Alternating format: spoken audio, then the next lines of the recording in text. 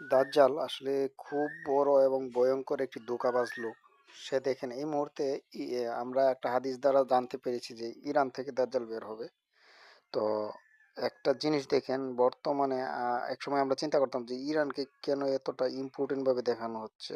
তো এখন বুঝতে পারতেছি যে ইরান পুরো মুসলিম বিশ্বের জন্য কতটা ইম্পর্টেন্ট। আর দাজ্জাল ইরান থেকে কেন বের হবে? কারণ দাজ্জাল ইরান থেকে বের হলে মুসলিমদেরকে সে সহজেই ঘায়েল করতে পারবে, কারণ এই মুহূর্তে সকল মুসলিমের হৃদয়ে জায়গা করে নিয়েছে ইরান।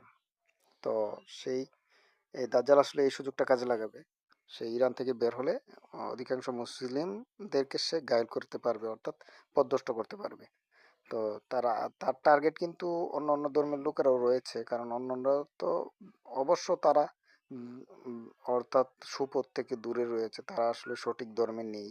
কিন্তু মুসলিমরা তো সঠিক ধর্মে রয়েছে এবং সঠিক পথে। তার বিশেষ টার্গেট হচ্ছে মুসলিমরা, যার কারণে সে আসলে মূলত ইরানকে বেছে নিয়েছে এবং ইরান থেকে বের হবে। আর আমাদের নবী করিম সাল্লাল্লাহু আলাইহি ওয়াসাল্লাম ইনশাল্লাহ দিলে আমাদেরকে অনেক আগেই সেই বিষয়ে সতর্ক করে গেছেন, সে ইরান থেকে বের হবে এবং তার অনুসারী হবে 70,000 সর্বপ্রথম। তো আসলে সেই কেন বের হবে তখন আমরা বুঝতে পারি নাই, এখন বুঝতে পারতেছি। এখন আসলে প্রেক্ষাপটটা যুদ্ধের দ্বারা ইরান বিজয়ী হলো, আমেরিকা আর ট্রাম্প, ইসরায়েল তারা আসলে পরাজয় মেনে নিল।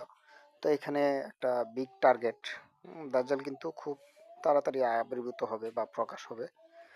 তো এখানে দেখেন সে আসলে একটা বিগ একটা পয়েন্ট, যে আসলে ইরান এরকম একটা টপ সেন্টারে এসে দাঁড়াবে একসময়। কিন্তু আসলে নবীর সাহাবারা বা অন্য অন্য লোকের কাছে যখন এই হাদিসটা পৌঁছেছে, বা নবীর সাহাবারা যখন শুনেছিল নবীর কাছ থেকে, তারা তো খুব সুন্দর করে বিশ্বাস করে নিয়েছে। কিন্তু পরবর্তীতে মানুষ কিন্তু ভাবতো যে এটা কিভাবে সম্ভব হবে, ইরান থেকে কেন সে বের হবে। এখন বোঝা যাচ্ছে যে সে আসলে ইরানকে ইম্পর্টেন্ট মনে করতেছে।